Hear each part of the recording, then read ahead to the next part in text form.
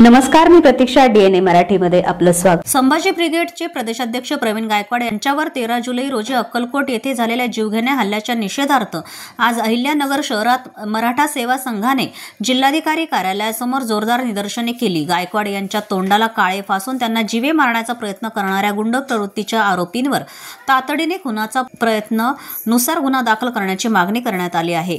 हल्ला करणाऱ्या आरोपींची पार्श्वभूमी गुन्हेगारीची असूनही त्यांच्यावर सौम्य स्वरूपाचे गुन्हे दाखल करण्यात आल्याबद्दल मराठा सेवा संघाने तीव्र नाराजी व्यक्त केली आहे.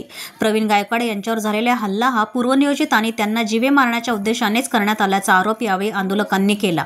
या घटनेचा तीव्र शब्दात निषेध करत जिल्हाधिकारी कार्यालय परिसरात जोरदार घोषणाबाजी करण्यात आली.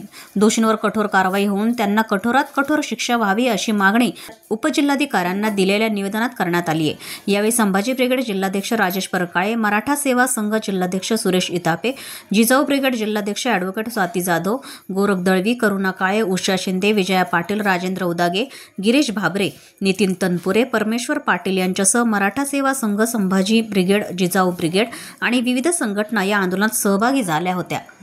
जय जिजाऊ, जय शिवराय. प्रवीण दादा गायकवाड, संभाजी ब्रिगेड यांच्यावरती जो प्राणघातक हल्ला झालेला आहे आणि काळीशाही फेकून त्यांचा जो अपमान केलेला आहे, हा त्यांचा अपमान नसून पूर्णपणे सगळ्या समाजाचा अपमान आहे. सगळ्या समाजामध्ये तेढ निर्माण करण्याचं कार्य हे केलं जात आहे. तर सगळ्या जनतेला माझं हे सांगणं असेल की कुणीही आपापसामध्ये वादविवाद करू नका आणि प्रवीण दादा गायकवाड यांच्या पाठीशी खंबीरपणे उभा राहून ज्यांनी कुणी हे कृत्य केलेलं आहे त्यांना शासनाने कठोरात कठोर शिक्षा द्यावी ही सगळ्यांतर्फे जिजाऊ ब्रिगेड तर्फे नम्र विनंती आणि जिजाऊ ब्रिगेड याचा जाहीर निषेध करत आहे. प्रतिनिधी मुंतजीर शेख, DNA मराठी, अहिल्यानगर.